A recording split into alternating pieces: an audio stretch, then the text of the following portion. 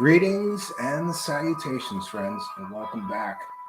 Today I've got kind of a special show for you. A lot of talk about Mark Mccandlish and the ARV, the Alien Reproduction Vehicle. Yes, I said Alien Reproduction Vehicle. Friends, in 1988, an aircraft illustrator may have stumbled upon one of the greatest stories in all of UFO mythology. Mark Mccandlish claimed that a close friend of his had attended an Air Force show. But behind the public show in a secret hangar was a very special show, a show for the higher-ups in the military and the military-industrial complex. And there, a close friend of Mark Mccandlish saw something truly out of this world. A literal flying saucer.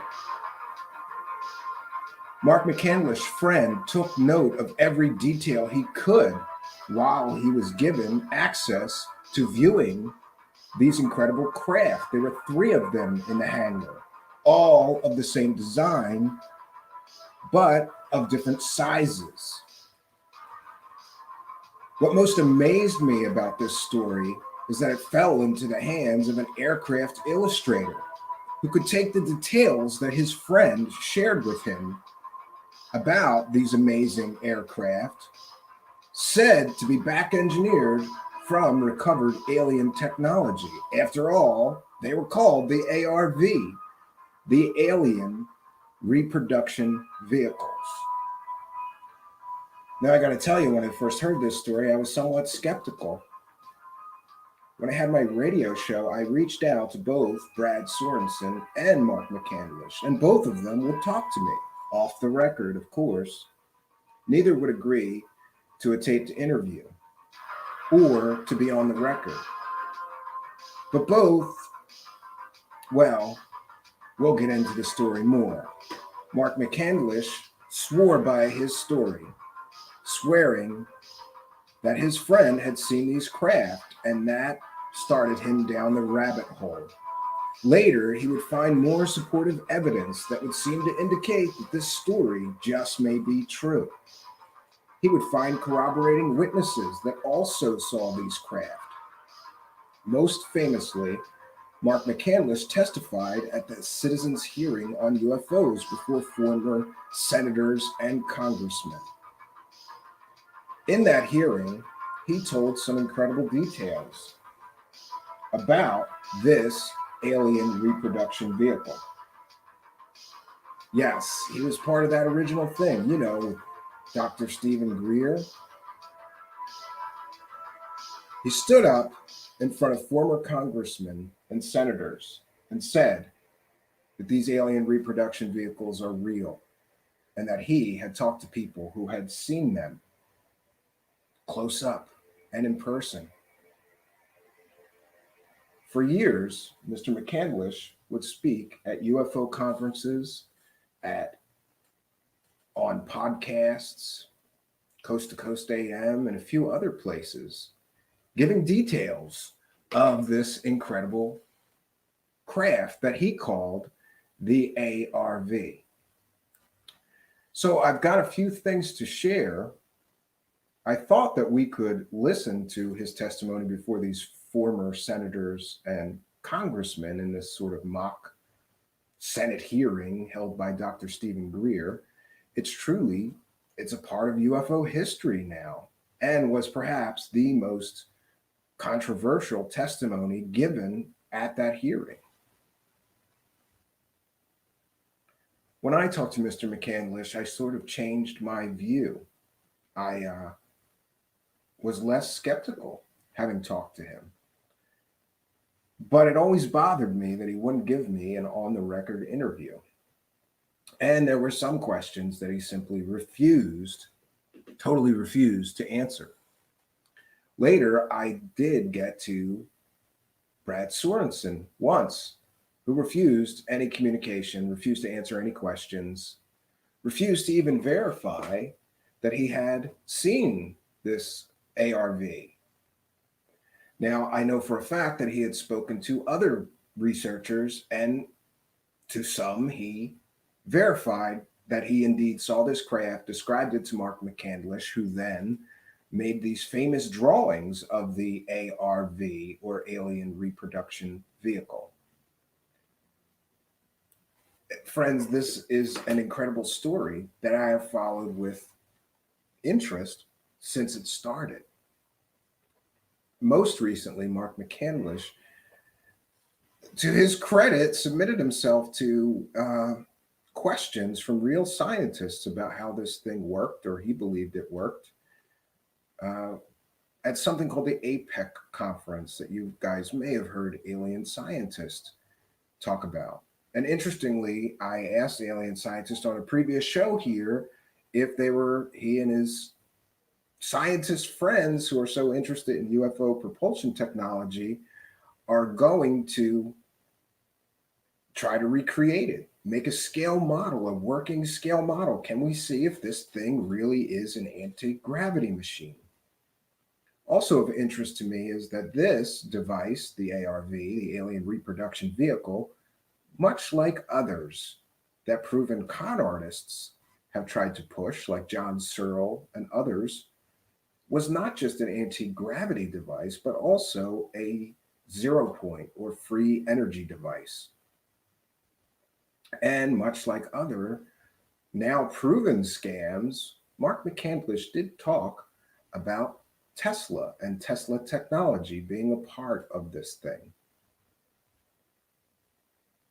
It's always interesting to me that there seems to be a pattern with some of these guys. They claim they have an anti-gravity machine. It's also a free energy machine. And oh, yes, by the way, this was influenced or created through Tesla technology, or studying old Tesla technology, trying to find these secrets of the universe. I am going to put up my fair use banner, and before I forget, I want to make sure that I remember this.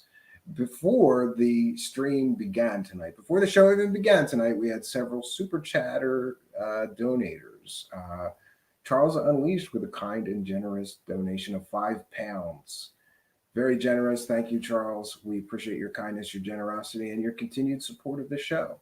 This is a viewer-supported show, and I'm always happy to see viewers throwing a few dollars into the hat to keep the show rolling on. Jessica Hill with a kind and generous $1.99 super chat, and she said, "I wish I had more. Inflation. Keep up the good work." Jessica Hill also with a kind and generous super sticker purchase. Yes, you can purchase super stickers and super chats in the live chat here on YouTube. Jessica Hill with a kind and generous $2.99 super sticker. Thank you for your generosity and your support. I have an attitude of gratitude here. So happy that people want to see me continue in this important work. Back to Mr. Mccandlish.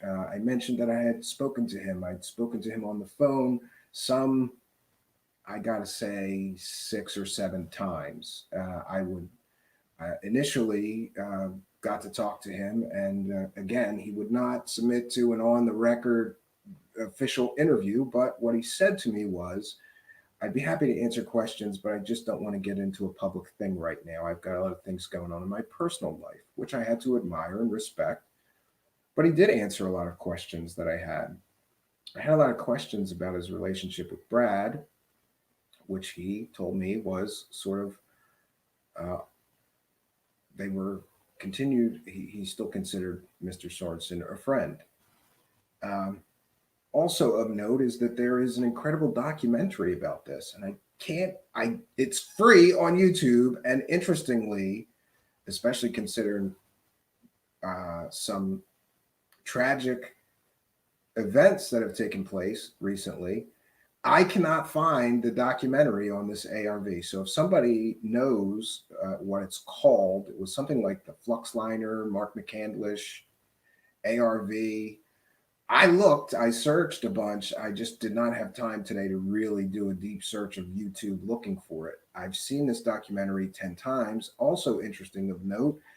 And this is why Conspiracy Land is Conspiracy Land. The person who made the documentary with Mark Mccandlish or about this alien reproduction vehicle, shortly before the documentary was completed, developed a fast acting cancer and died suddenly. This, of course, led to a great deal more conspiracies, right? Uh, and people believed that there was some sort of conspiracy to hide this information, to stop the public from learning about this so called ARV or alien reproduction vehicle. So I'm going to put my fair use banner up here before I forget. We occasionally share uh, public works, things out there in the public. We share and use those materials for an educational uh, purpose. We are educating the public about these subjects, and that is covered under fair use. We are also going to be critiquing and discussing the video that we are sharing and audio as well. This is covered under fair use and is allowable by law. We are big believers in fair use here. So I'm going to cite fair use as I share this now historic, really, testimony that Mr. Mccandlish gave at this Citizens UFO hearing run by Dr. Stephen Greer. 1 second, friends. Let me see if I can't get that for us here to share. I want to remind listeners that if you do miss the live broadcasts, we are now available in podcast audio land. If you prefer to listen instead of watch and listen, that's great too. And we are now available on Spotify and Spreaker and Apple Music and everywhere that you get your podcasts. You should be able to find us soon on iHeartRadio. We're waiting for a few more of the distribution points to come online, but it would appear that we're good and they should all be online this week. So if you prefer audio podcasts, you can catch replays of Truthseekers on all audio podcast networks starting this week. And I want to thank everybody who asked me to set that up because it turns out that a lot of people like it so far. So thank you. We're getting a lot of downloads. I was surprised. I was surprised to see the number of downloads after just the first few days. So thank you guys out there in audio podcast land. You are most welcome as well to find us here on YouTube. If you're listening in audio podcast land, please find us on YouTube. Just search for Truthseekers and look for that funny looking guy with the dark hair and glasses. That would be me, Stephen Cambian, host of Truthseekers. And you'll find our YouTube channel where we do these live broadcasts. And also you can participate in the live chat. We have live call-in lines. And YouTube can be part of the discussion here in the live chat. We'd love to have you find us. Subscribe, hit that notification bell, smash the like button. Also, if you're listening on audio podcast land, please give us a review. Give us 5 stars. That really will help share our work with more people, and we appreciate you helping us to do that. So I'm going to cite fair use, and we are going to listen to Mr. Mccandlish testimony here. And again, fair use.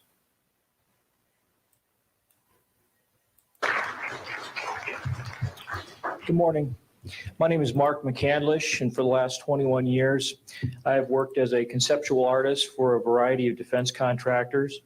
I've been involved in conceptual artwork or the production thereof for Rockwell on the X-30 program, and also on the HISTEP program. That's spelled HYSTP, means Hypersonic Testbed Program.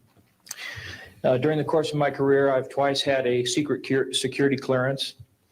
In 1967, while my father was stationed at Westover Air Force Base, the headquarters for 8th Air Force Strategic Air Command, I witnessed and watched through a telescope a UFO which hovered over a nuclear weapons storage facility for approximately 10 minutes and then departed with an acceleration approaching a bullet leaving a rifle barrel. I just want to break in here. We have to stop the video every once in a while to make sure it remains covered under fair use. So I'll cite fair use again and just mention that Mr. Mccandlish just now said that he had top secret clearance twice in his career. And it's interesting for those unaware, I grew up uh, with a father who was very into aviation and aviation history and airplanes and supersonic jets and stealth planes. He loved all things aviation. So we got popular science and popular mechanics. And Mr. McCandlish's drawings were frequent in those publications, especially when it came to super high tech, aerospace projects, planes that could also fly in space, and all of these other really high tech vehicles that were being developed, at least in concept form or talked about. Mr. McCandlish was right there doing the conceptual artwork for many, many major aerospace companies, which is interesting to me. It's like this story fell into the hands of the guy most perfect to show us how this ARV works. And I always found that fascinating. Um, I'm sorry. In 1988, in November, a college buddy of mine, an associate by the name of Brad Sorensen, informed me that he had personally witnessed 3 flying saucers at a very large hangar at Norton Air Force Base during the course of an air show that was held on Saturday, November 12th, 1988. I subsequently called my congressman from that district. I called his office. This was Congressman George E. Brown Jr., who at the time was the chairman of the Congressional Committee on Space Science and Advanced Technology. I naturally assumed that since this presentation that Brad talked about was for top military brass and certain congressional individuals, that his office must have coordinated this. Yeah, so he didn't just take the word of his friend, he tried to follow up and find more information on this secret part of a public air show. Um, I myself have been to a bunch of air shows, but I've never been to an air show where there was a secret hangar with flying saucers in them. I've been to the McGuire Air Force Base Air Show many times with my father as a kid growing up. They had the Blue Angels and the Thunderbirds. It was a great time, and you got to climb in. As a kid, it was great. You got to climb in a bunch of helicopters or airplanes, right? Take tours of the big ones like the cargo planes or the old B-2 bombers.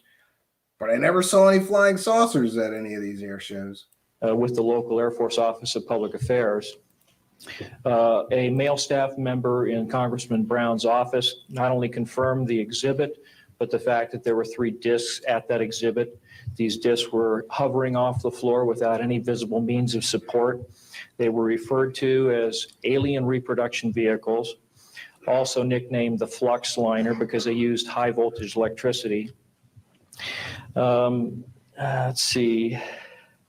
To keep things short, this is a diagram that I made based on a sketch that Brad Sorensen did for me in rough form.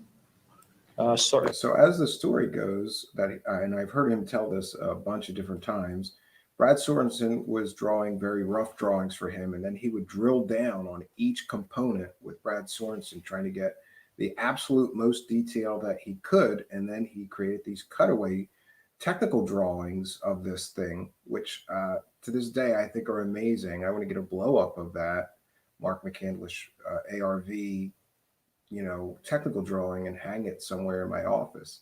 Just amazing detail. And I've heard him mention many times that they drilled down on the tiniest of details on every component of this thing. He would sit and pick Brad Sorensen's brain, make alterations, upgrades, modify the drawing, and just keep drilling down to try to get the drawing as accurate as possible.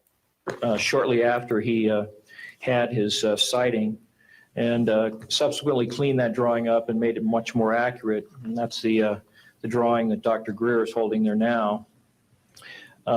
Later on, I obtained photographs that were taken in 1967 by a military pilot, Harvey Williams, flying a C-47 for the Air Force at 12,000 feet, approximately 25 miles southwest of Provo, Utah.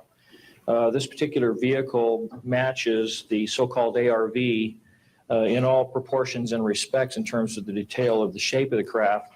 And this was photographed, as I say, in June or July of June of 1967.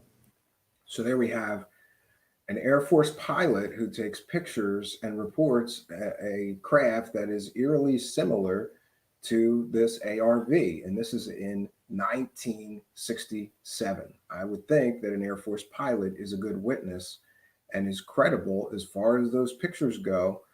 But the one thing I'll say is that some of those pictures that Mark is referencing here look eerily similar to me to some things I've seen, like Billy Meyer, faked UFO photos, and others, which always gave me pause. But when I come back to the fact that it's an Air Force pilot, apparently telling this story and showing these pictures, I changed my mind, and I don't believe that that pilot really tried to profit very much. He showed the pictures and reported the sighting.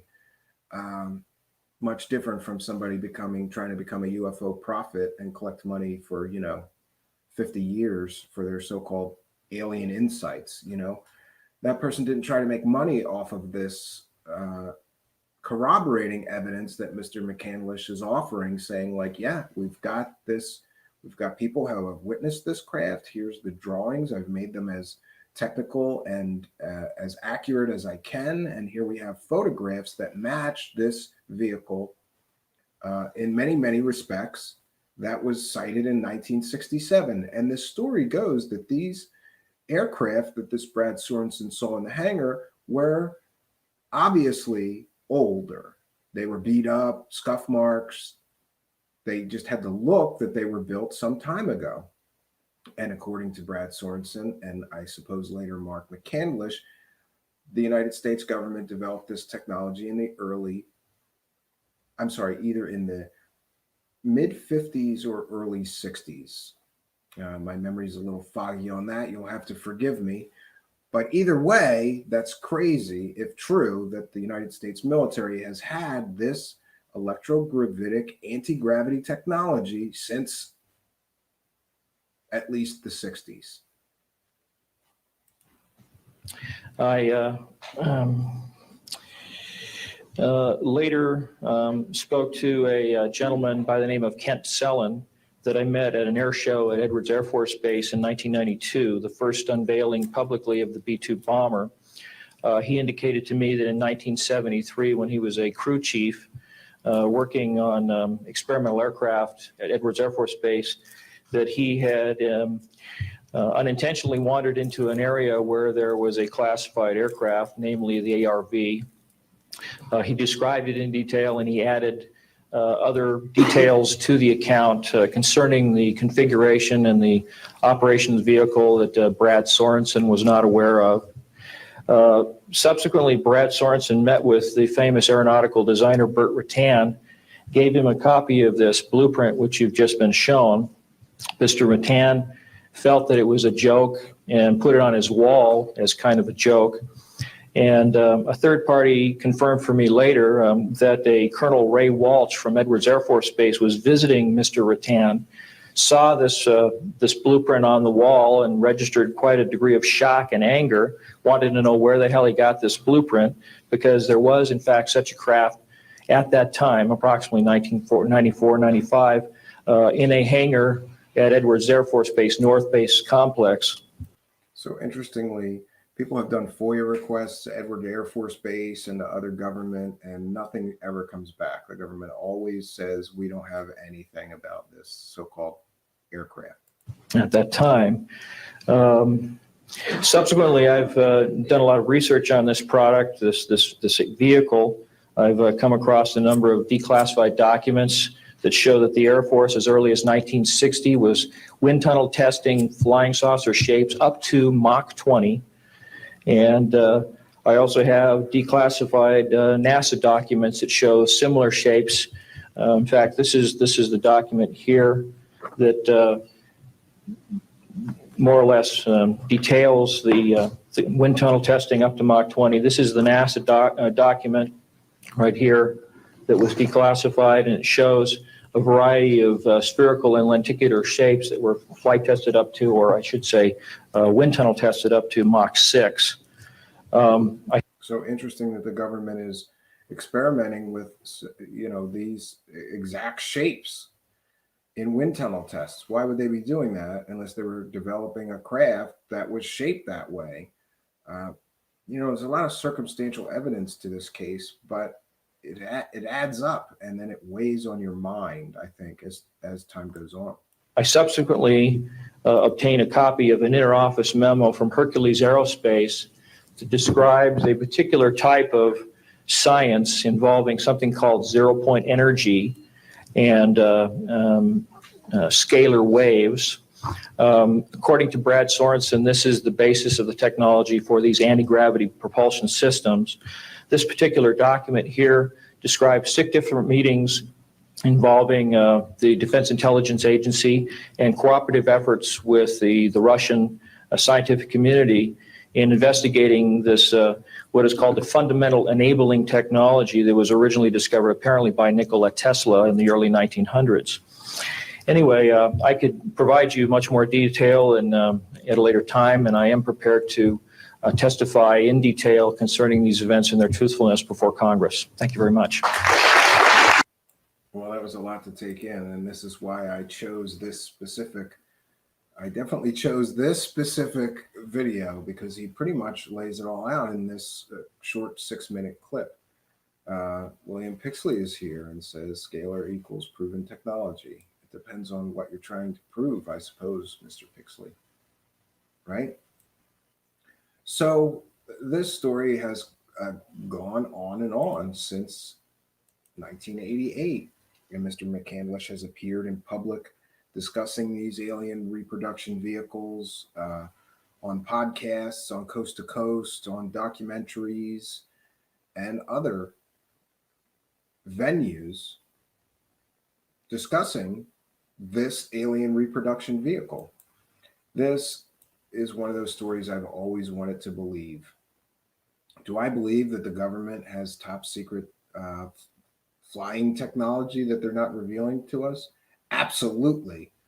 But it is a bridge too far for me without further proof or evidence to say they have vehicles that were back engineered from alien technology that run on this, that are totally electric, don't require any power because they're also a free energy device. It's fantastical. It's absolutely fantastical to believe that, first of all, that just the conservation of energy, to believe that a vehicle can fly around with no input energy source. I think we have laws. There's the laws of physics, right? It's not the suggestions of physics. So when people make these fantastical claims, it gives me some pause, because you can't get something from nothing. And I've looked into these free energy technologies. The only thing that I thought held promise was crystal batteries. You could look those up. You could spend the next 3 months of your life with a multi-tester and crystals and grinders and copper tubes and wires and try to figure this thing out, because I did, and I didn't. What I figured out is that there is some tantalizing ways that you may be able to not, defy the laws of physics, but maybe work around them. Maybe there are laws of physics loopholes that make some of these things entirely possible. I don't know. I have not done my due diligence of enough research to say none of this works. But I will say that most of it doesn't work, and there are a huge amount of scammers in the free energy so-called community, right? Promising something from nothing, buy my plans, and then you do, and you build it, and it doesn't do anything. I've been there and done that too as a much younger man, but learned that some guy placing ads in the back of magazines for free energy devices maybe is not someone you should trust, right? So next, the story takes a very tragic end. First, I do want to mention, though, that as recently as I think it was last November, Mark Mccandlish appeared before this APEC conference, this alternative propulsion conference that alien scientists you may have heard talk about, and submitted himself to a panel of scientists that were all asking him questions. I found the whole thing fascinating. And it's worth a listen. It's worth listening, because what if he's nailed this technology? What if he really did crack the code of this, both anti-gravity and free energy? What if? I'm not so quick to discount him until I've built a model and proven whether the so-called science that he describes is actually a real and workable thing, or if it's kind of like that science fiction talk that they do in Star Trek, Well, we get this it's Tesla technology, and we have the scalar waves, and 0 point providing the energy, and the scalar waves provide the propulsion, and yeah, it may be technobabble word salad. And until I decided for my own self that how I could reconcile whether I believe this story or not in my own mind is to say, until I have built a device similar to the system that Mr. Mccandlish describes, and tested it thoroughly, I can't say that this doesn't work. But I would say that I would be shocked if it did. I just don't. I understand a lot about, electrogravitics and some of the early experiments, but ion wind, which is just a little bit of wind coming from a high voltage source, and enough propulsion to propel a huge metal flying saucer through the sky, especially at the speeds that Mr. Mccandlish and others have described these things can do, is again a bridge too far for me. Sure, there's electrogravitics in there. You can and there's lifters. You can look at that, but the problem with these lifters, if you search YouTube for lifters, right, anti-gravity lifters, yeah, you pump enough high voltage into something and it will start floating if you do it right. But the power source to make that thing float would never fit on it. It would never work. It's too heavy, right? So it's a big step to go from these simple technology demonstrators that don't have any real world applications yet to a literal flying saucer anti-gravitic machine that can fly through the sky at huge speeds and perform incredible maneuvers. But I can't discount it, having not built that device. And yes, here's why I'm too lazy to build the device. V, welcome V, shout out to V in our live chat with an excellent comment. Alien scientists confirmed they are experimenting making one, a smaller scale, this summer, if I'm not mistaken. You are correct. So we may have actual confirmation from real physicists and real scientists and real tinkerers. Alien scientist is a smart guy, and his friends are very smart guys, and they're all scientists or have science degrees of one form or another, and they're looking into this technology, and they're going to build a scale model, which is why I never tried. These guys are much smarter than me, V, and I am anxiously awaiting hearing what happens with their attempt to build this thing. But now, friends, I guess, we cannot tell this story, and hopefully I'm telling it well. This is again one of those shows that are sort of off the cuff tonight because we had a guest cancel. Happens. The tragic part of the story is more recently. So last November, Mark Mccandlish appears at this alternative propulsion conference talking about this alien reproduction vehicle. Seemed to me to be in good spirits, and but you never know. You never know what somebody is dealing with behind the scenes. You never know what their mindset is. So recently, I heard that Mr. Mccandlish passed away, and I was sad. I mean, I've talked to him previously, and I liked him. He was a very likable guy. And he was interested in so many things like experimental aircraft technology and flying saucers, of course, and UFOs, but he was interested in a lot of different things that I was. And I had some pretty cool talks with him. So at first, I didn't know how he died. I just assumed that he had a heart attack and died. I'm not sure of his age. Maybe he was in his 60s, early 60s, maybe late 50s. Not sure. So I assumed that he had a heart attack and didn't think much more about it, other than being sad that I would never get a chance to interview him or talk to him again. But recently, I found out that the story is much more tragic than that, because Mark Mccandlish did pass away recently, but he passed away by suicide. And friends, the story gets stranger than that. It's not just suicide, because there are various reports that Mr. Mccandlish shot himself in the head with a shotgun. Now, as you may imagine, being a whistleblower of sorts on secret government technology that they are hiding from us, when conspiracy land hears that he shot himself with a shotgun to his head, of course, things get crazy. People start reporting all kinds of conspiracies. And that, my friends, is where we are at right now.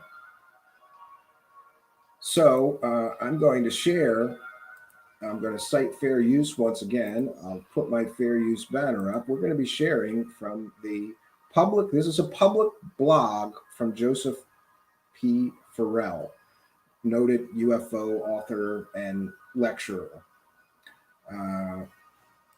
And it gives us a lot more detail on the death. This blog is called The Sad and Mysterious Death of Ufologist Mark Mccandlish. I'm going to cite fair use, and we're going to be reading from the article and discussing it. This is fair use. And again, this is guysofdeathstar.com. If anybody wants the link, I will post it on my Twitter. I'm just going to read through this. The Sad and Mysterious Death of Ufologist Mark Mccandlish by Joseph P. Farrell. We lead off this week's blogs with a story I did not want to write, much less even hear about, and the story is already a few weeks old, but only now does there appear to be enough information to justify a blog about it. A few days ago, my friend and colleague Walter Bosley asked me if it was true that Mark Mccandlish had died. I responded that I didn't know, but a short search revealed that he had, but the details were sketchier than they are now. He goes on to say this hit uncomfortably close to home and talks about when he met him. Then he goes on to say, one can imagine that when I heard of Mr. Mccandlish's death a little over a month ago, I was saddened and immediately suspicious. One of the things that he talked about during his talks at the conference was how complicated and difficult his life had become since entering the UFO field with detailed drawings. Also present at the conference was Robert Morningstar, who was also a speaker and gathered and presented the information you can see of Mr. Mccandlish's drawings and ARV, high quality work in this presentation. And we'll be sharing some of those pictures. And this is from an interview with Robin Morningstar. That's the next thing we'll share. So we're going to fast forward through some of this as one continues. So remember that the source of this is Robert Morningstar, and Joseph P. Farrell is citing his article. Mark Mccandlish died on April 13th, 2021 in his home in Redding, California, of a shotgun blast to the head. Shasta County Coroner's official report cites his death as suicide from a self-inflicted gunshot wound. According to this source, Mark Mccandlish spoke to his friend Rick Price late that day, April 13th, and Mark told him he was going to rest and would call him later. Mark also spoke with his girlfriend later and told her that he would speak to her when he went to work at her animal shelter. Apparently, Mark volunteered at his girlfriend's animal shelter. When Mark did not show up for work and he failed to call her, Mark's girlfriend, who had a key to his home, went there to look for him and found his body, dead from a gunshot wound to his head. And here's where the story gets more crazy.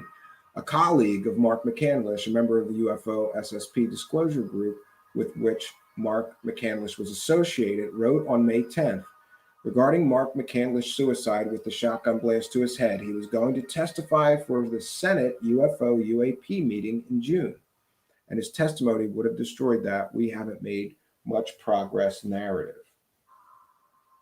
Also, and they go on to talk about the Tic Tac and how if Mark Mccandlish testified, it would destroy the narrative because the Tic Tac was actually a U.S. Air Force secret space program drone. Yeah, and this is, of course, I'm reporting this. This is stuff that's on public websites, but I have to be very cautious because there's some other claims here. And the claims are that the federal government is looking into the death of Mark Mccandlish. So what we have here is people making claims that the locals say that it was a suicide. However, some of Mr. Mccandlish's colleagues are claiming that the federal government is looking into the death. And here we have, it says, finally, it has been reported by one official that several federal agencies are investigating the death of Mark Mccandlish. If Mark's death was, in fact, just a suicide, the editor asks, why should further investigations by multiple agencies of the U.S. government be necessary? I reject the official story. Okay, so, now I want to caution everyone, because if we go into this interview with UFO SSP whistleblower Mark Mccandlish, and this, of course, is by this Robert Morningstar, along with Mark Mccandlish's story is a lot of crazy conspiracy land stuff about, psychic weapons and things, like people being killed by psychic weapons and all of this crazy woo. So that gives me pause about believing these claims, or gave me pause. So here's what I did. I inquired with the local coroner to ask if any federal authorities are investigating this death. I was told not to their knowledge. Not to say that they're not, but the local coroner and local law enforcement are not aware of any federal agency looking into the suicide of Mark Mccandlish. Myself, I would be very suspicious of these claims being made by his conspiracy land colleagues. And that's all I'm going to say. I've not been able to, I cannot disprove what these people are writing in their blogs or reporting, but I also can't prove that what they're saying about federal agencies looking into the death of Mark Mccandlish, I can't prove that that is actually taking place. I've made a goodly number of phone calls.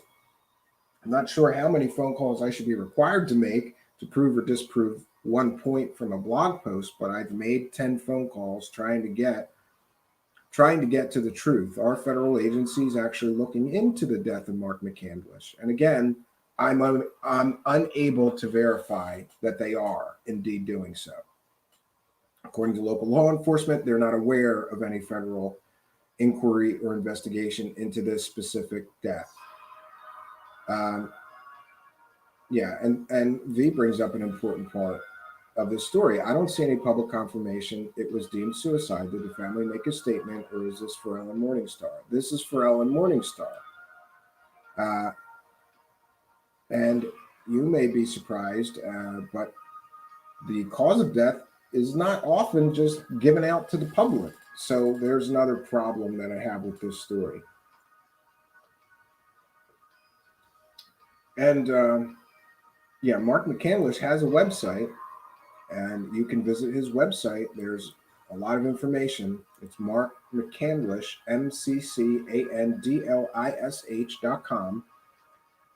And there's a great deal of information on his website that I hope somebody's going to archive now so that it doesn't get lost to history, as can often happen.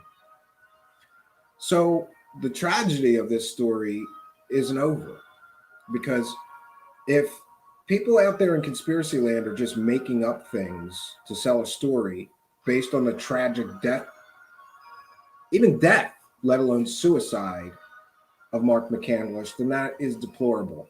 And we're going to follow up with this story and try to find out more. So we could consider this a part one into this story.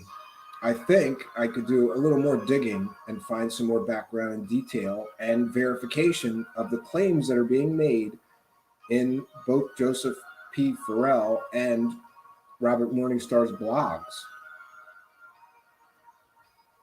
Yes, William Pixley. The tragedy is this guy is dead by whatever means. Yeah, I agree with you. It doesn't matter how he died. Any way that he died is it's all tragedy, especially to his friends and family and the loved ones that he left behind. And I just want to take a moment to remind anybody that, if you're feeling that way, there's a suicide prevention hotline. Google it. There's people out there that care. You can find counseling. You can find some help to get through the rough patch. It's just, suicide is a tragic thing. If you're feeling that way, please reach out to somebody. And another thing that I just want to mention is that, a lot of people get wrapped up in conspiracy land, and it's not good for your mental health for a lot of people. It could cause breakdowns. It could cause psychotic breaks, studying conspiracy stuff constantly, filling your mind with conspiracies constantly. It could cause, I believe it truly can cause mental illness. And if you feel that you're suffering from conspiracy land related mental illness, please seek out a mental health professional. Don't do anything drastic, please. People love you. People care about you. Nobody wants to see you do that. And so this is the tragedy of this story. I will now devote my full and total attention here to the live chat. We're going to take some questions and comments from the live audience. AJ says they're unscrupulous, and I believe that he's talking about these two bloggers. Six is design. It says somebody has been archiving his website on archive.org, and that is a good thing. Yeah, and V, thanks for that. I'm going to report that to our listening and viewing audience. One can even text 741-741 if they are feeling hopeless. And someone may be there on the other line to help you through your tough time. Yes, Sixth Sense is mentioning that the Internet Archive of Mark Mccandlish's site goes back as far as 2005. And I can't tell you how happy I am to hear that. Yeah. Hugh Pushko is here in the live chat with a good comment. I wonder if Mccandlish had depression, if there was any warning signs that his girlfriend recognized. Yeah, I mean, when this kind of tragedy happens, all you're left with is wonder, I wonder about a lot. And I also, I didn't know him. I talked to him on the phone sometimes. Really, I hounded him for an interview. And every time he wouldn't give me an interview, he would talk to me on the phone for an hour, though, and answer a lot of questions. And I kind of felt like he was getting ready to interview me, maybe feeling more comfortable with me. But I wasn't able to get him to commit all the times that I talked to him. And thanks to Sixth Sense is sharing the National Suicide Prevention Lifeline. Please seek help. Please seek help.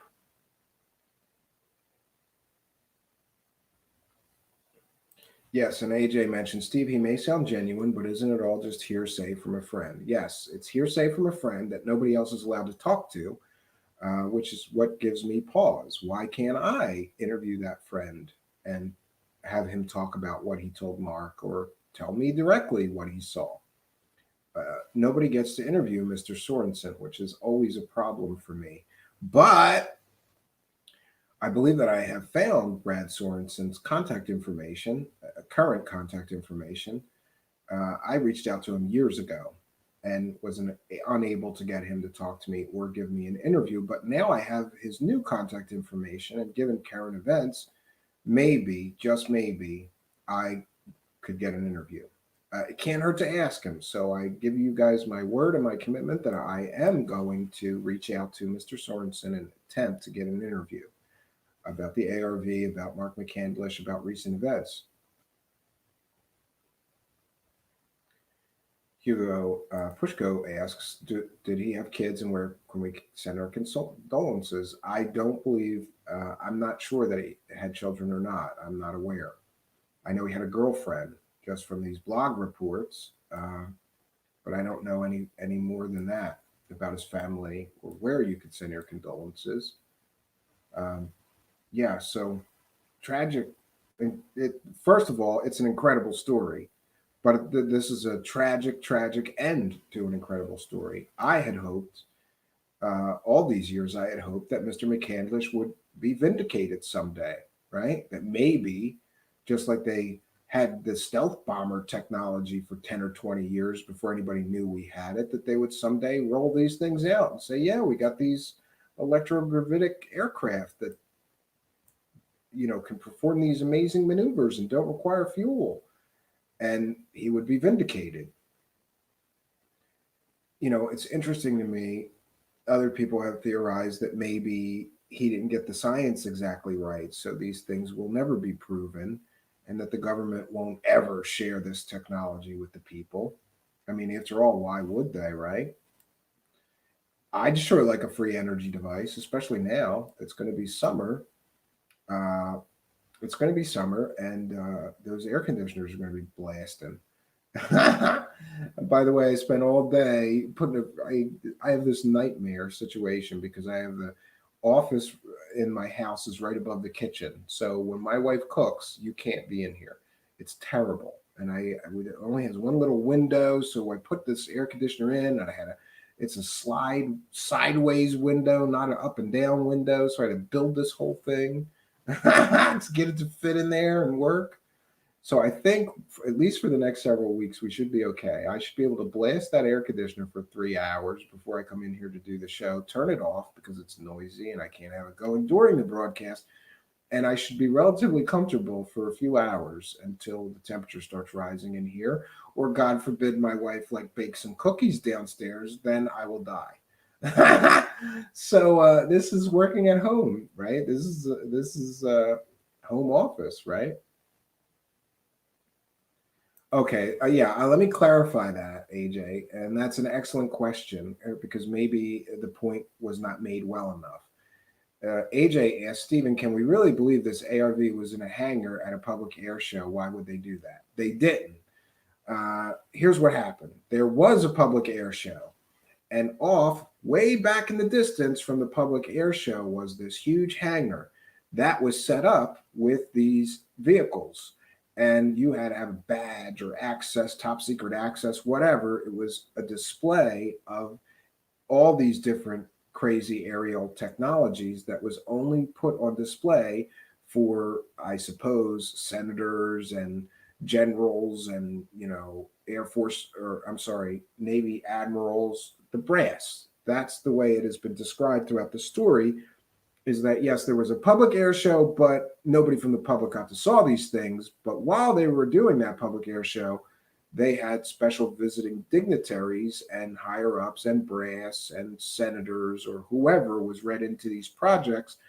And they put on a display of not just these 3 flying saucers, but also these incredible aerospace experimental vehicles like an Aurora. That is so commonly talked about in conspiracy land circles, the Aurora being the replacement to the Blackbird project. And Mark Mccandlish has got, actually, I am going to share this, an interview with him, but really I'm not interested much in the interview because I've read it, and really this Robert Morningstar, he's talking about psychic weapons and people getting killed with psychic powers and all this weirdness through the interview. But we're going to cite fair use and share it anyway because there is some really, here is a picture of this.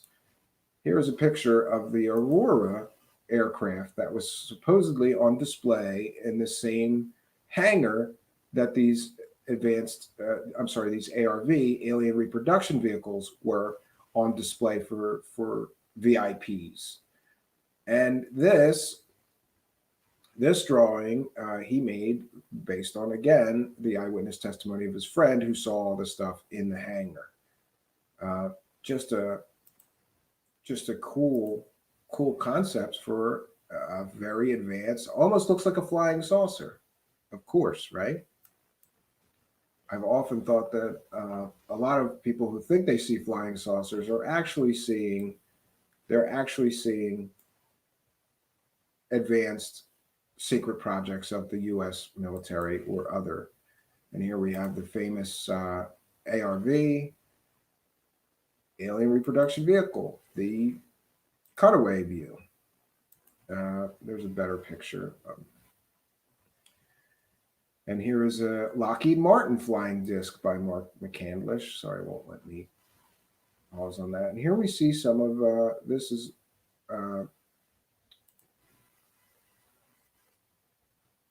some of his illustrating work,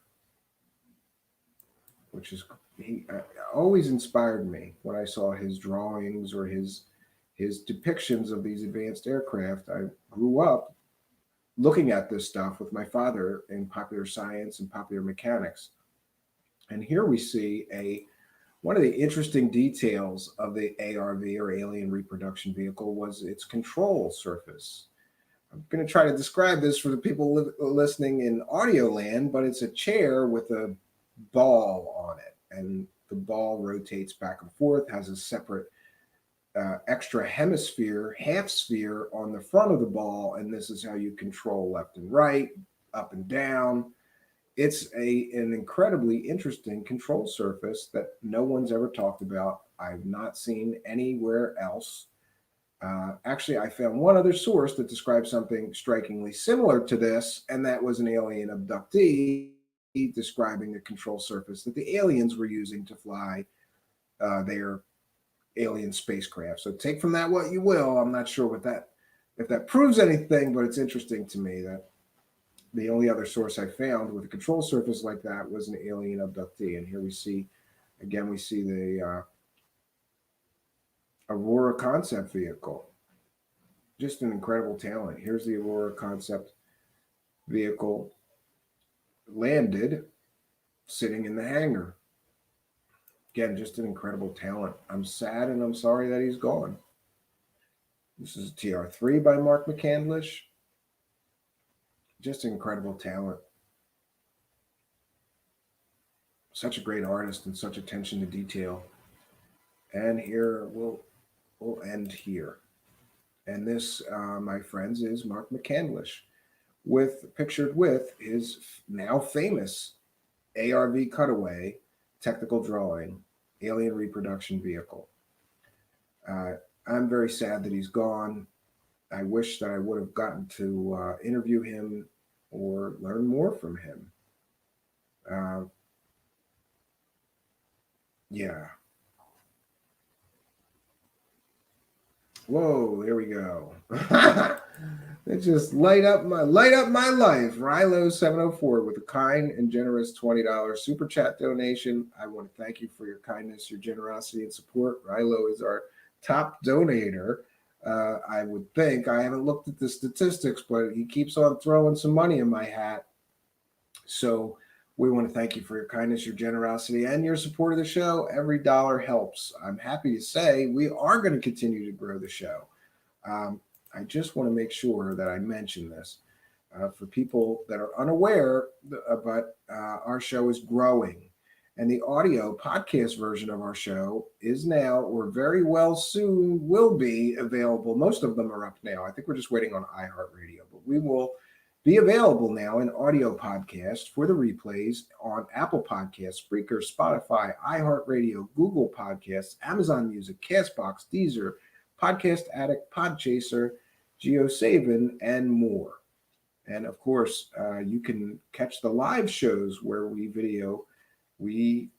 stream live audio and video to YouTube, Twitch, and Facebook Live. So one of the things I've been thinking about is I have to remain conscious of this, uh, Rilo 704. So thank you for reminding me. Thank you very much for your kindness, your generosity, your support. Very generous $20 super chat donation. And anybody can do that. It's that money button down there.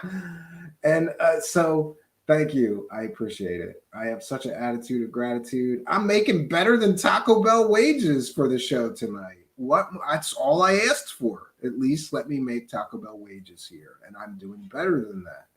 So thank you guys. It really does. It really does help keep me motivated here and keep me doing more work like this. And William Pixley says, "Praise the cash." Yes, praise the cash. Praise the cash. Thank God Almighty. People from all over the world can send me money, William Pixley. Even you. Praise the cash. Yeah. I'm gonna close that out, but I want to say I will be thinking about Mr. Mccandlish because I grew up with this. I grew up with this story. I've enjoyed and really, really been inspired and loved his artwork since I was a child. I love this story. I followed it since it came out in 1988. Every time that I could see him speak somewhere. And for those who really want to go down the rabbit hole, there is an incredible amount of videos on YouTube that you can watch of him speaking at conferences, getting interviewed by different people in the UFO or conspiracy land scene. There's a lot there to this rabbit hole. Um, I, for one, am really going to miss him, and I'm going to miss seeing his drawings and work. And I'm sad that,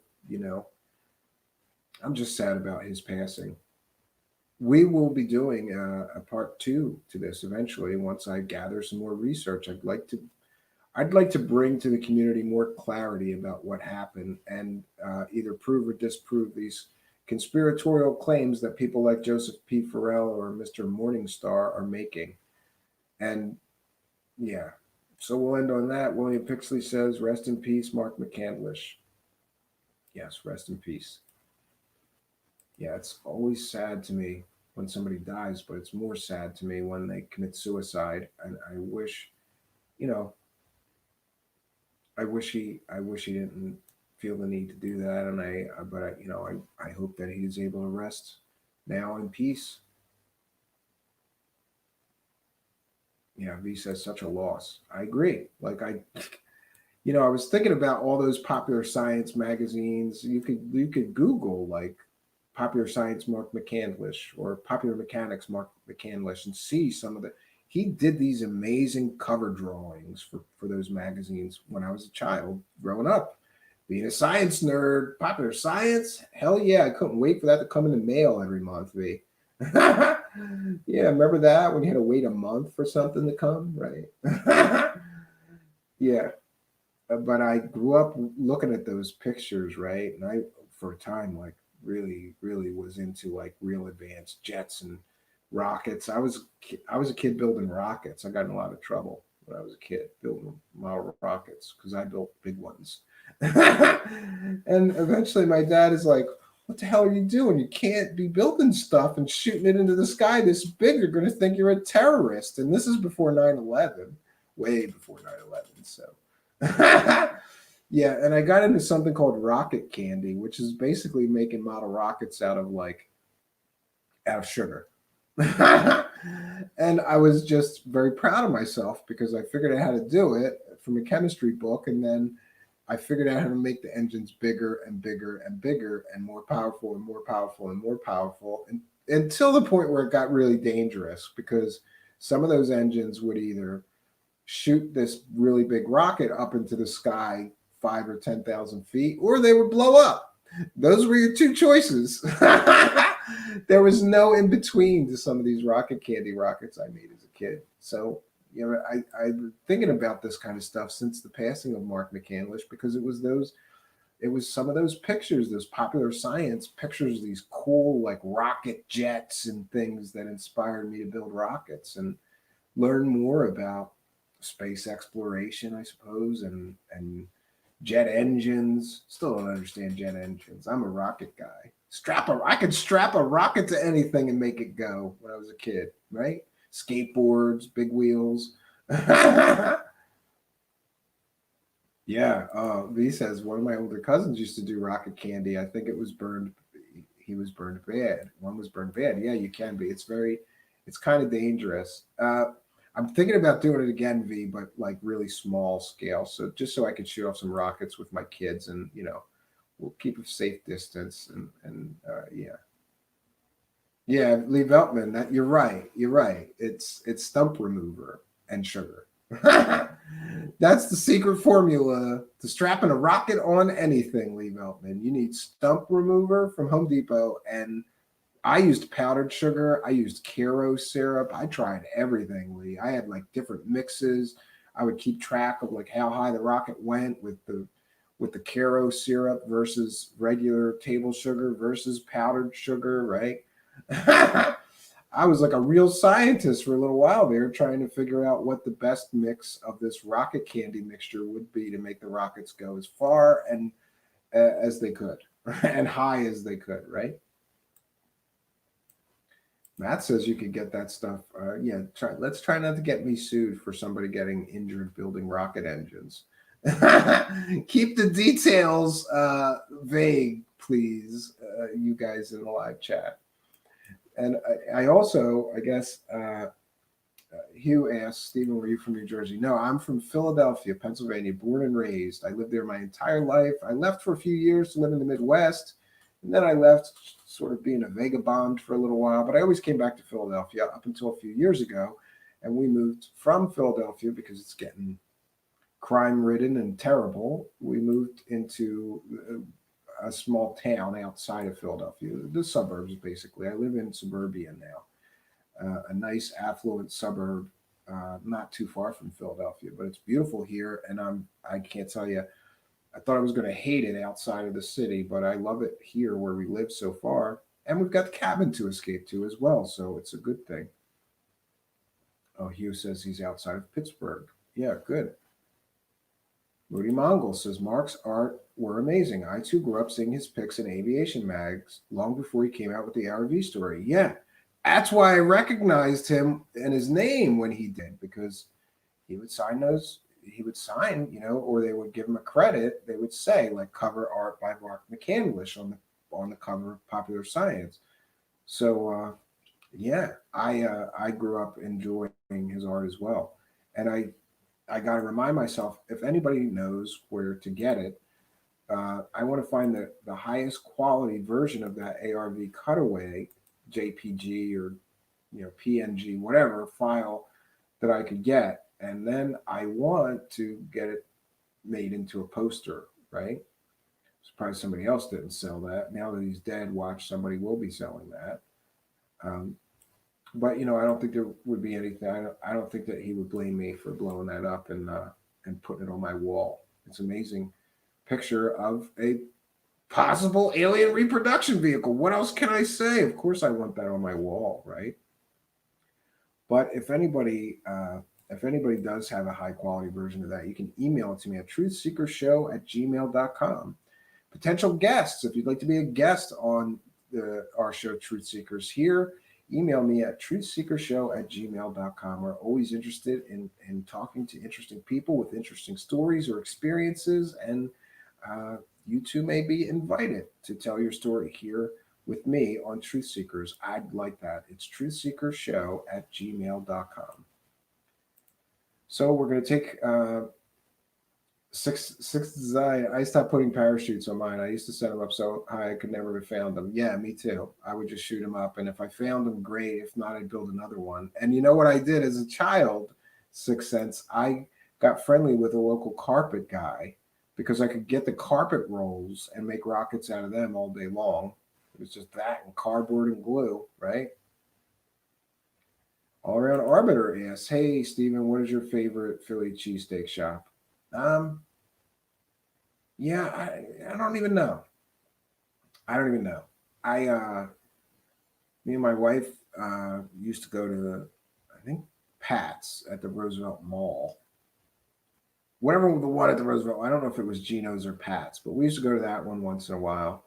But lately, my wife makes an incredible cheesesteak, and a lot of people around here outside of Philadelphia don't know what they're doing, so we make them at home. So mostly we eat them. We eat them at home.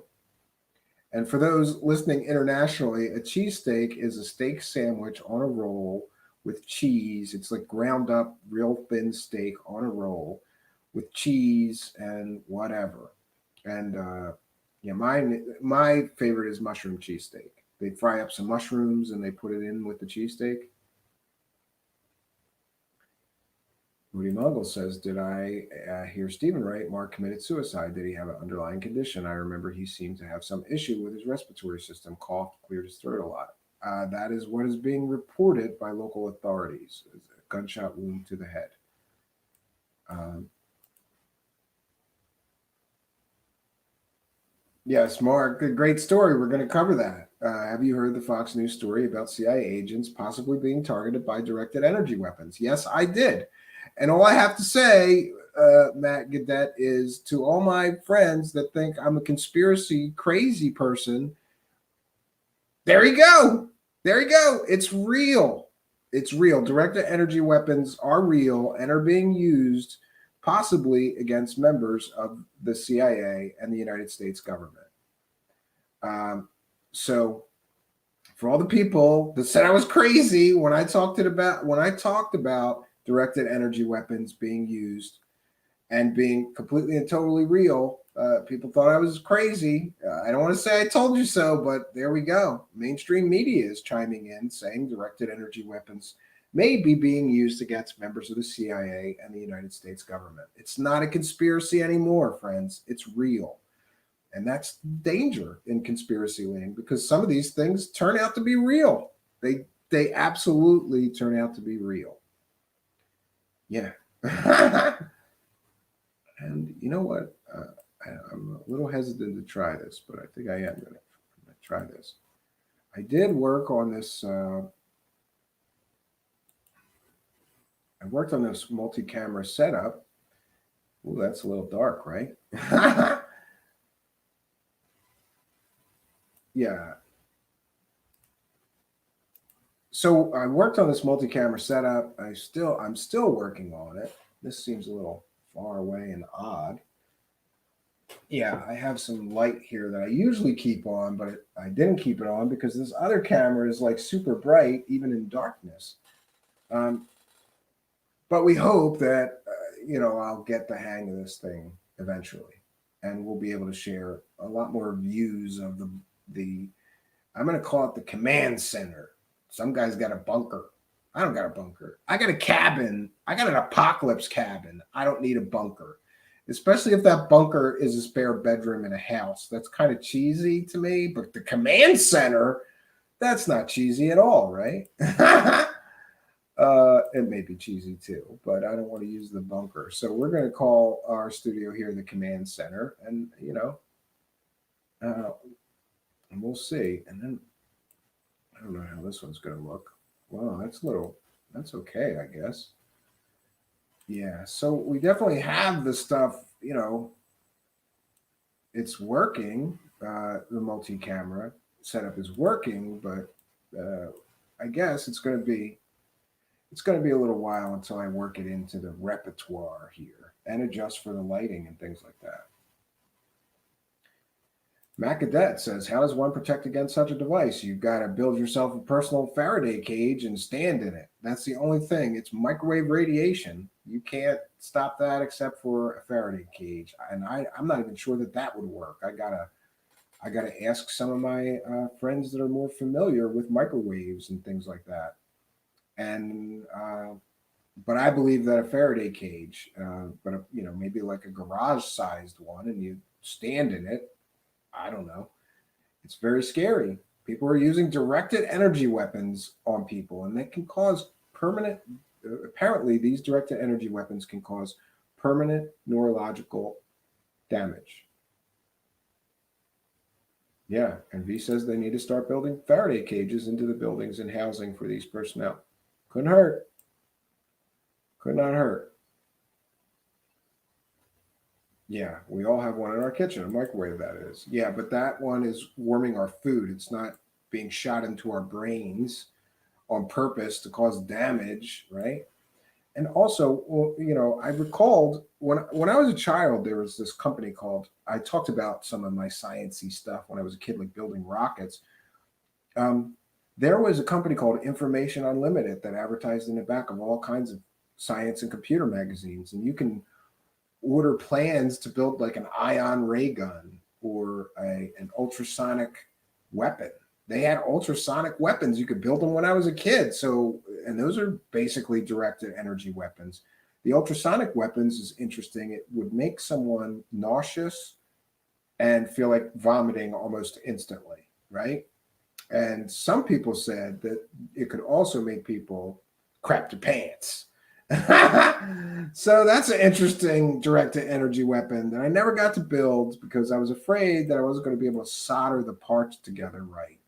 So I never did order from this Information Unlimited, even though I would drool over the stuff in their ads every month. Wow, I could have an ultrasonic energy weapon, right? And it fit in a little box. You could carry it around in your pocket and shoot it at people. Maybe it's better that I never got it. Yeah, and Hughes says these directed energy weapons are directed at the U.S. Embassy in Russia out of a van. That's how personal. Yeah, it got very personal, right? Yeah, that's interesting.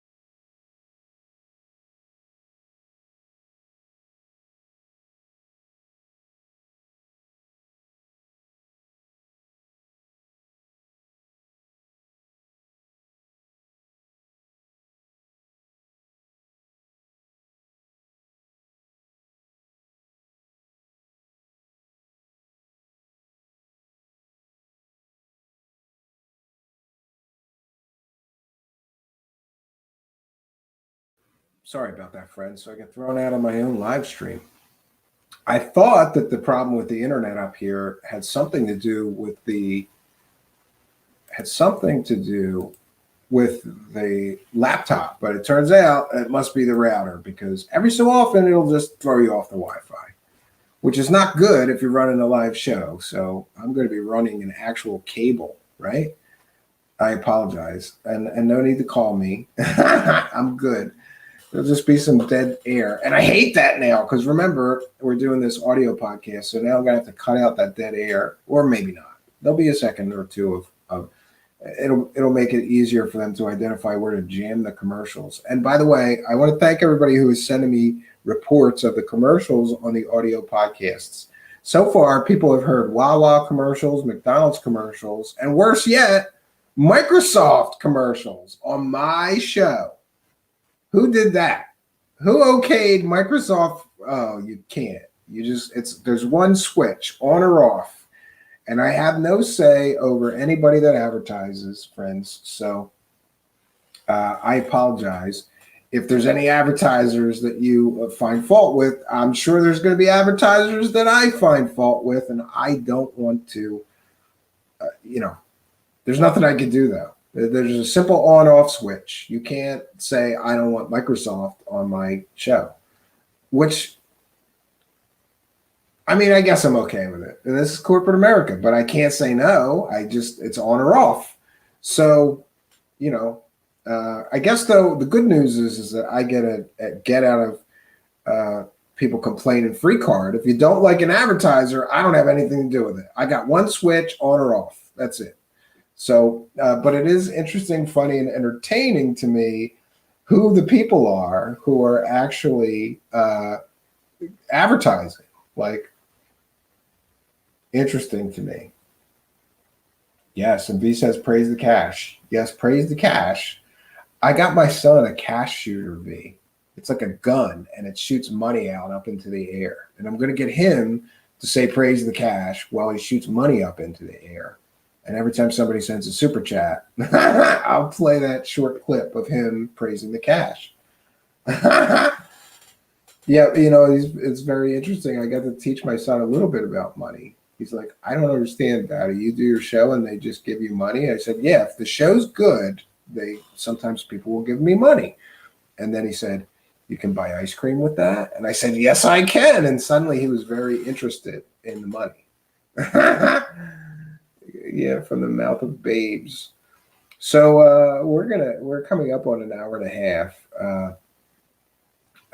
Matt, I can't on air encourage people to do what you're doing, Matt, but I can't say I blame you, and good for you. I do the same thing, but I'm not supposed to encourage people to do that. I don't know how any of this works. Like, I don't know if they count people that are using those, if they know, I don't know. It's a whole new world to me. It's like, okay, now we got this audio podcast thing going. I have to remember no dead air. And I also have to remind myself to invite you people listening in audio podcast land. Just search for Truthseekers on YouTube. Find us on YouTube. Subscribe to our YouTube channel. And come here. We're basically, I'm a slacker tonight, but we usually, Monday through Wednesday at least, do a 9 p.m. show each night on similar topics. So if you enjoyed this, you would like it. And you get to see the live broadcast and participate in the live chat. Moody Mongol thought Stephen just got targeted and shut down. Yeah, maybe it was a directed energy weapon, Moody Mongol. That must be what it was. It was a directed energy weapon. Yeah. I thought that too, right? There's conspiracy land. Oh, we must be getting too close to the truth, so they're trying to shut our stream down. That's bull. That is definitely bull. Yeah, I don't know about the notifications. I apologize for that. The best way to keep up with me, Matt, or anyone else, is follow me on Twitter. It's at Stephen Cambion. I post a few hours before every show. I'll post the show, what the show's about, and what time it is, and what time zone.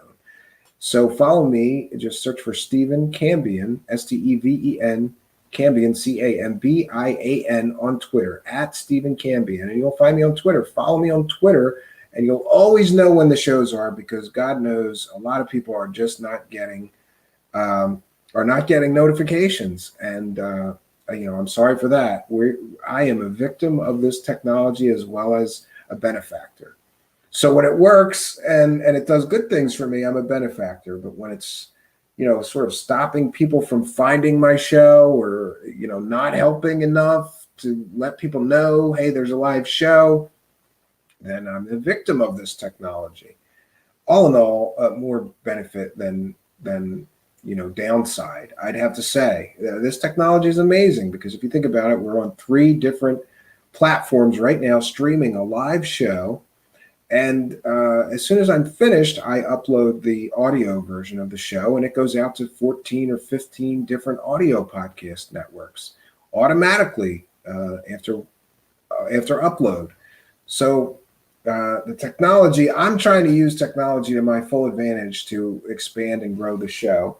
And also with this live stream setup, I'm experimenting with multiple cameras, and I'm trying to leverage more computer power to get some of this stuff done. For those unaware, like a machine and a switch box and all this stuff to do multi-cameras is very, very expensive. But I figured out a way to do it with a couple of junk spare computers and some extra webcams. So, the issue is that we can't put 12 cameras on one computer, because it's too much for one computer to process, but we could spread them out among a bunch of different computers. And so this is my hacky way of getting a really cheap multi-camera setup. Not sure it's that important, but if I can do it and provide different views, I think that is a good thing. It definitely, can be used to add in the production, right? The production of the show. And, some people don't believe that production matters. I'm not one of those people. I think the more production that you can pack into a show, the better. I mean, as long as the content is also good, you have to be doing some good research, talking about good topics, be a good host. But I like the production. I guess coming from an audio producer background, right? Hugh, thank you very much. But yeah, maybe get with me offline and I'll send you a mailing address. We might be able to use an extra microphone for. We're going to have the green screen in the other room too, by the way. So that sort of helps. The green screen and this set can't fit in the same room. That's how small this office is. We kind of got an indication. It's not a big, it's a tiny office. It's like me and 6 or 8 computers jammed in this little tiny place. But I need them. I need those computer friends to make this magic technology work. And it's good. Yeah, Hugh, I would be interested. Sure, absolutely. Someone in our live chat here, Hugh Pushko, is offering to send me an extra USB microphone. That's good. And for podcasting, yeah, that might help. And for those, I'm finally using this this big old honking microphone that I have that is direct and not USB. To my ears, this one sounds the best to me, but I may do some additional audio tests and figure out which one is the best microphone to broadcast with, because all these cameras are muted and don't have, but the audio will all be going mostly from my microphone until something better, a better way to do it materializes. So, really good. I think we had a good talk tonight. It's kind of cathartic for me because I got to tell you about me and Mark Mccandlish. I've been kind of linked to this guy since I was a child. And again, I'm so sad to see that he died. Friends, and I'm always, you just don't know what to say. You don't know what to say when somebody dies suddenly like that, especially, right? I don't know what to say other than rest in peace, right? Okay, so, I sort of covered what I wanted to cover to introduce people to this subject, but I have to warn you that I think this rabbit hole is going to get deeper. And if it does, we're going to come back with part 2 with additional research, either confirming or denying some of the things roaming around in conspiracy land being reported as fact. Like I said, I was unable to verify that there's any federal investigations into his death. And doesn't mean they're not happening. That means I was unable to verify if someone is, and local law enforcement has not heard of any inquiries or investigations into Mr. Mccandlish's death by any federal authority. That's the quote I got back. So we're kind of at an impasse until I have a day to do some more digging. And if you know me, I'm going to dig. I'm going to dig. And hopefully we're going to find some more answers.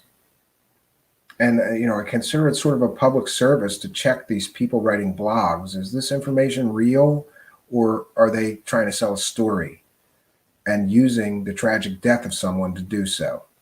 It wouldn't surprise me. I don't know that that's happening. I'm not making accusations until I've done my due diligence, but then we'll be back with more to this story. Well, friends, I'm always happy when there's an audience. I got to tell you, I'm happy that you could come here tonight and be a part of mine. Until next time, friends, my name is Stephen Cambion. Good night, and God bless all of you.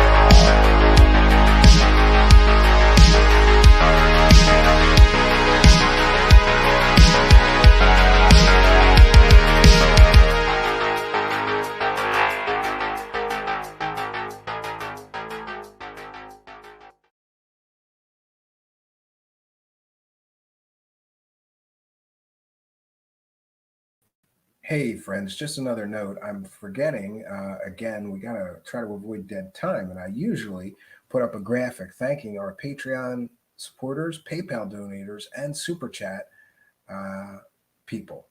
But a graphic with no sound is not going to be good for the audio podcast. So let me just say these couple ways to support us. You can become a member on Patreon for as little as $1 a month. As little as $1 a month. You can send us a PayPal donation to truthseekershow@gmail.com. Be sure to add a note and give us your chat room user ID or your online handle, whatever you'd like us to shout out, and we will thank you and shout that out live on air. And to the Super Chat donators, thank you for your kindness, your generosity, and your support. We're a viewer-supported show, so every dollar goes right back into trying to expand the show. Couldn't do it with a graphic. I'm going to fix this. I got to make a bumper, sort of a video with music and, somebody thanking everybody for their kindness, their generosity, and their support. We really do appreciate it. So thank you guys. Good night.